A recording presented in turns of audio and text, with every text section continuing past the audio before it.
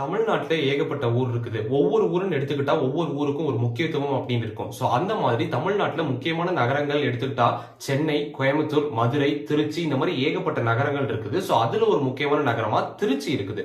திருச்சியை பத்தி சொன்னாலே இன்னைக்கு வந்து எப்படி எல்லாருக்கும் ஞாபகம் வரும் அப்படின்னா மலைக்கோட்டை அப்படிங்கிற பேர் மூலியமா தான். அதே நேரத்தில் இங்கிலீஷ்ல வந்து ராக்ஃபோர்ட் சிட்டி அப்படின்னு சொல்லுவாங்க. அது என்ன மலைக்கோட்டை?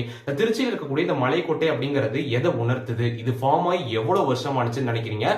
இது கிட்டத்தட்ட உலகம் உருவானதுல இருந்து இருக்கு அப்படின்னு சொல்றாங்க. அவ்வளவு பழமையானது இந்த மலைக்கோட்டை அப்படின்னு சொல்றாங்க. இந்த மலைக்கோட்டை அப்படிங்கிறது இதோட வரலாறு நம்ம பார்த்தோம் அப்படின்னா இந்த மலைக்கோட்டை பற்றி மட்டும் கிடையாது.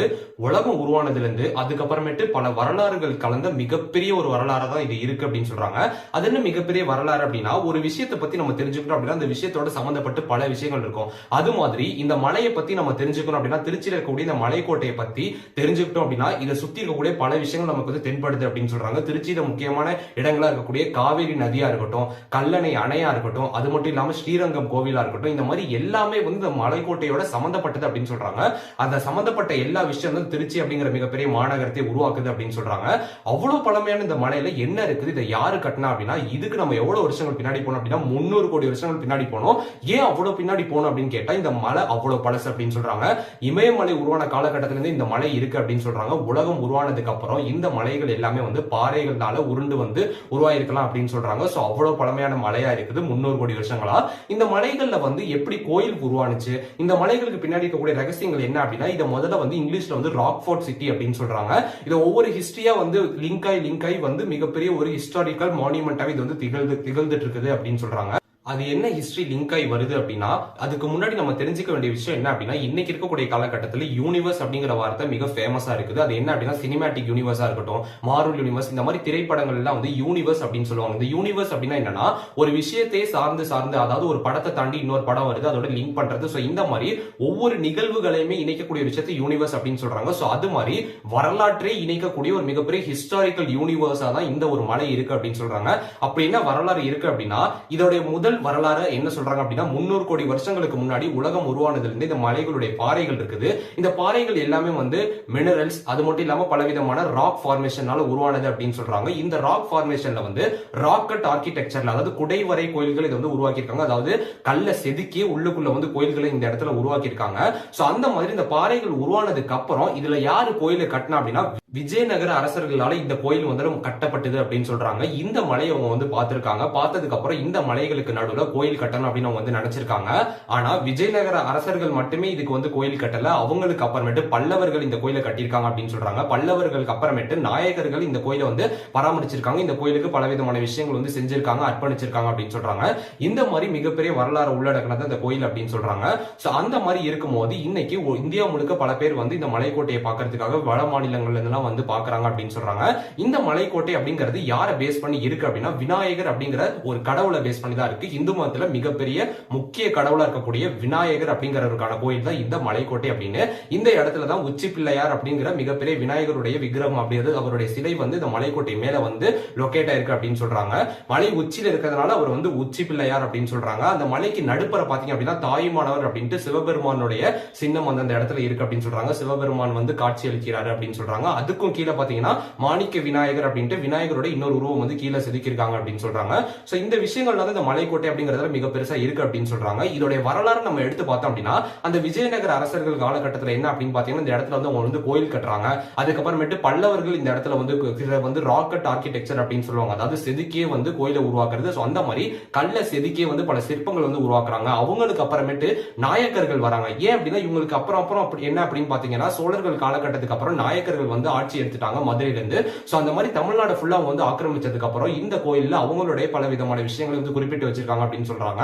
சோ இந்த மாதிரி எல்லா விதமான வரலாற்று அதாவது வரலாற்று சின்னங்களா இருக்கட்டும், வரலாற்று அதாவது ஏன்ஷியன்ட் ஆர்கிடெக்சர் டெக்னிக்ஸா இருக்கட்டும், சோ இந்த மாதிரி பல அரசர்களுடைய கலை நுட்பங்கள் செதுக்குன ஒரு விஷயம் தான் இந்த மலைக்கோட்டை அப்படின்னு சொல்றாங்க.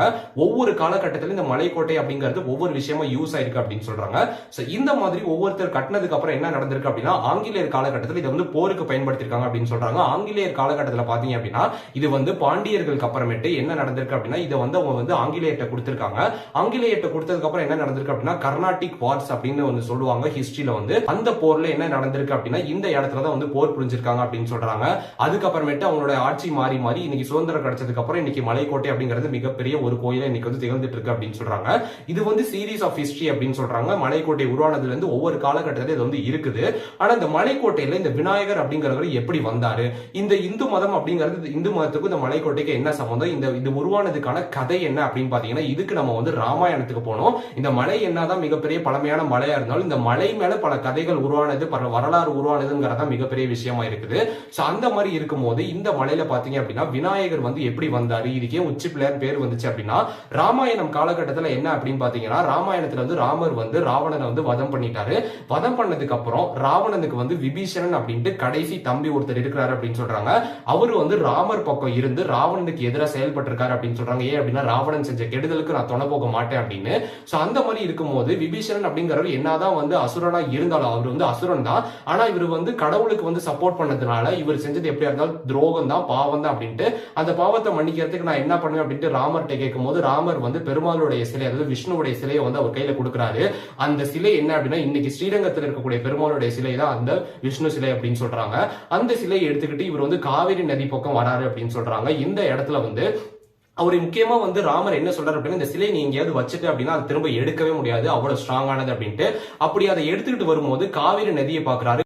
காவேரி நதியில நீராடினா எனக்கு வந்து புண்ணியம் கிடைக்கும் அப்படின்ட்டு அந்த இடத்துல நீராட போறாரு. அந்த சமயம் பார்த்து ஒரு சின்ன பையன் வந்து அந்த சிலையை வந்து எடுத்துட்டு ஓடிட்டான் அப்படின்னு சொல்றாங்க. எடுத்து ஓடி இன்னைக்கு இருக்கக்கூடிய ஸ்ரீரங்கத்துல அந்த இடத்துல வந்து அந்த சிலையை அந்த பையன் வச்சுட்டான் அப்படின்னு சொல்றாங்க. வச்சதுக்கு அப்புறம் இந்த விபீஷணன் அப்படிங்கிறவர் என்ன பண்றாரு அப்படின்னா அந்த பையனை துரத்திட்டு போறாரு. துரத்திட்டு போயிட்டு இந்த சிலையை பாக்குறாரு. அதை எடுக்க ட்ரை பண்றாரு, எடுக்கவே முடியல. ஏன்னா ராமர் சொன்ன மாதிரி அதை ஒரு தடவை வச்சுட்டா திரும்ப எடுக்கவே முடியாது, அது மண்ணோட மண்ணா அந்த இடத்துல வந்து அது வந்து ஒட்டிக்கும் அப்படின்னு சொல்றாங்க. சோ அந்த மாதிரி அந்த சிலை வந்து அதே இடத்துல பயங்கரமா வந்து ஒட்டிக்கிச்சு. அதை எடுக்கவும் முடியல, நகுத்தவும் முடியல, ரொம்ப ஸ்ட்ராங்கா ஒட்டிருச்சு. இதை பார்த்து ரொம்ப கோவமாயிட்டார் விபீஷணன் அப்படிங்கிறவர். சோ இப்படி கீழேயே வைக்க கூடாத ஒரு சிலையை வந்து கீழே வச்சு நகுத்தவே முடியாதபடி ஒரு சின்ன பையன் பண்ணிட்டாங்கிறதுனால அந்த சின்ன பையன் வந்து விபீஷணனை ரொம்ப கோவப்படுத்திட்டாரு.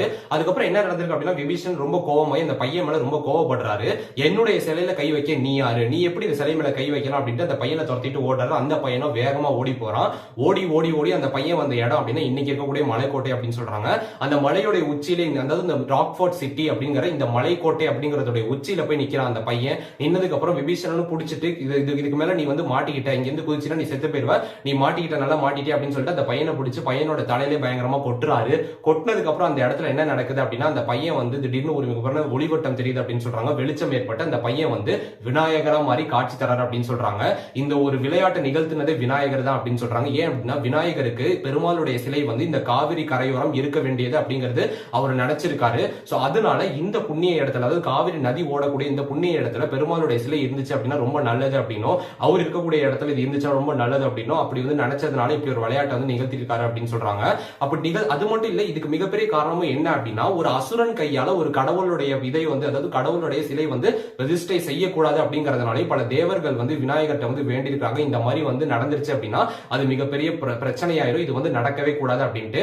அதனாலதான் விநாயகர் வந்து ஒரு பையன் ரூபத்துல வந்து அந்த அசுரனை வந்து குழப்பி அந்த இடத்துல வந்து அவரு கையில இருந்து எடுத்து விநாயகர், அதாவது கடவுளாவே அவருடைய கையில வந்து பெருமாள் சிலையை ஸ்ரீரங்கத்துல பிரதிஷ்டை பண்ணி ஓடி வந்து மலைக்கோட்டை மேல அந்த அசுரனுக்கு வந்து காட்சி தந்திருக்காரு. காட்சி தந்ததுக்கு அப்புறம் ஓ மேல எந்த தப்பும் கிடையாதுன்னு சொல்லி அந்த அசுரனை வந்து மன்னிச்சு அவர் வந்து அதாவது அவர் செஞ்ச தவறுகள் எல்லாத்தையும் மன்னிச்சு அவருக்கு வந்து காட்சி தந்து அருள் புரிஞ்சிருக்காரு அப்படின்னு சொல்றாங்க. சோ அப்படி அவர் வந்து நின்ன இடம் தான் உச்சி பிள்ளையார் அப்படின்னு சொல்றாங்க. ஏன்னா உச்சியில வந்து நின்ன பிள்ளையார் அப்படிங்கறதுனால உச்சி பிள்ளையார் கோயில் அப்படின்னு சொல்றாங்க. அது மட்டும் இல்லாம அந்த உச்சி பிள்ளையார் கோயில்ல விநாயகரோட சிலையில தலைக்கு மேல ஒரு சில காயங்கள் கூட இருக்கும் அப்படின்னு சொல்றாங்க. ஏன் அப்படின்னா ஒரு தலையில கொட்டினதுனால இப்படி ஒரு விஷயங்கள் நடந்திருக்கலாம் அப்படிங்கிறதுக்காக அந்த சிலை மேல இப்படி ஒரு விஷயம் இருக்கும் அப்படிங்கிறது கூட நிறைய பேர் சொல்லிட்டு இருக்காங்க. சோ அந்த மாதிரி விநாயகர் இருந்ததுக்கு அப்புறம் விநாயகர் இருக்கக்கூடிய இடத்துல சிவபெருமான் இருக்கணும்ட்டு அதுக்கு கீழே தாயுமானவர் சன்னதி அப்படின்ட்டு சிவபெருமானுடைய ஒரு மிகப்பெரிய சிலையை அந்த இடத்துல வந்து வடிச்சு வச்சிருக்காங்க. அதுக்கு கீழே தான் மாணிக்க விநாயகர் அப்படின்ட்டு விநாயகருடைய ரெப்ரசன்டேஷனா விநாயகருடைய சிலை அந்த இடத்துல இருக்கு அப்படின்னு சொல்றாங்க. சோ இதுதான் மலைக்கோட்டை அப்படிங்கறதோட மிகப்பெரிய வரலாறு. ஏன் அப்படின்னா இந்த மலைக்கோட்டை அப்படிங்கறதுடைய வரலாறு எவ்வளவு பெருசா தொடர்புடையதா இருக்கு அப்படின்னா ஸ்ரீரங்கம் அப்படிங்கிறது இன்னைக்கு வந்து இந்தியாவில மிகப்பெரிய கோயில் அப்படின்னு நம்ம எல்லாத்துக்குமே தெரியும். உலகத்திலே மிகப்பெரிய கோபுரம் உடைய கோயில் நம்ம எல்லாத்துக்குமே தெரியும். சோ அப்படி அவ்வளவு பெரிய கோயில் இருக்கக்கூடிய ஸ்ரீரங்கமா இருக்கட்டும், இன்னைக்கு வந்து தமிழ்நாடு முழுக்க ஏதாவது நீர் வளம் தரக்கூடிய காவிரி நதியா இருக்கட்டும், அந்த ஒரு விஷயமா இருக்கட்டும், அது மட்டும் இல்லாம கொள்ளிடமாறு அப்படிங்கிறது, அது மட்டும் இல்லாம கல்லணை அப்படிங்கிற மிகப்பெரிய அணையா இருக்கட்டும், இந்த மாதிரி எல்லா விஷயங்களுமே ஒண்ணு சேர்ந்து ஒரு மிகப்பெரிய வரலாறு காவியத்தை வந்து உருவாக்கி இருக்கு. இந்த இடத்துல ஒவ்வொரு விஷயமும் ஒவ்வொருத்தோட கனெக்ட் ஆகி வரதான் இவ்வளவு பெரிய விஷயமா இருக்கு அப்படின்னு சொல்றாங்க. இந்த இடத்துல வந்து சோழர்கள் வந்து ஆட்சி பண்ணிருக்காங்க, விஜயநகர அரசர்கள் இங்க வந்திருக்காங்க அப்படின்னு சொல்றாங்க, நாயகர்கள் வந்திருக்காங்க அப்படின்னு சொல்றாங்க. அது மட்டும் இல்லாம இது மிகப்பெரிய வரலாறு ஆரம்பிக்கிறதுக்கு முக்கிய காரணம் என்ன அப்படின்னா, இந்த திருச்சி அப்படிங்கறத ஆங்கிலேயர் காலகட்டத்தில் ட்ரிச்சினோபோலிஸ் இல்ல ட்ரிச்சினோபோலி அப்படின்னு சொல்லியிருக்காங்க அப்படின்னு சொல்றாங்க. இந்த இடத்துல இருந்தா ஆங்கிலேயர்கள் அவங்களுடைய ஒவ்வொரு விதமான ஆக்கிரமிப்பை இந்தியா முழுக்க ஆக்கிரமிக்க செஞ்சாங்கன்னு அப்படின்னு பல கதைகள் இருக்குது. ஏன்னா கடல் வழியா வந்ததுக்கு அப்புறம் இந்தியாவை இந்த இடத்துல இருந்து ஆக்கிரமிக்க ஆரம்பிச்சாங்க அப்படிங்கறது கூட நிறைய சொல்லிட்டு இருக்காங்க. ஆனா அது எந்த அளவுக்கு உண்மைன்னு தெரியல. ஆனா இந்த இடத்துல ஆங்கிலேயர்களோட தொடர்பு நிறைய இருக்கு அப்படின்னு சொல்றாங்க. இந்த மலைக்கோட்டையை ஆங்கிலேயர்கள் வந்து போர் புரியும் போது அவங்களுடைய கோட்டையை யூஸ் பண்ணிருக்காங்க. அதுதான் ராக் ஃபோர்ட் அப்படின்னு வந்திருக்கு. இதுதான் இந்த மலைக்கோட்டை அப்படிங்கிறது மிகப்பெரிய வரலாறா இருக்குது. திருச்சியில் இருக்கக்கூடிய மிகப்பெரிய மலைக்கோட்டை இன்னைக்கு ராக் ஃபோர்ட் சிட்டின்ட்டு உலக புகழ் பெற்று இருக்குது அப்படின்னு சொல்றாங்க. சோ இதை பத்தி நீங்க என்ன நினைக்கிறீங்க அப்படிங்கறத கமெண்ட் பண்ணுங்க. இந்த ராக் ஃபோர்ட் சிட்டி, இந்த ராக் ஃபோர்ட் டெம்பிள் பத்தின ஹிஸ்டரி உங்களுக்கு வந்து எந்த அளவுக்கு ஆச்சரியப்படுத்துச்சு அப்படிங்கறத கமெண்ட் பண்ணுங்க. இந்த மாதிரி இன்ட்ரெஸ்டிங்கான இன்ஃபர்மேஷன் தெரிஞ்சுக்கணும்னா குரு சேனலை சப்ஸ்கிரைப் பண்ணுங்க, ஃபாலோ பண்ணுங்க. தேங்க்ஸ் ஃபார் வாட்சிங்.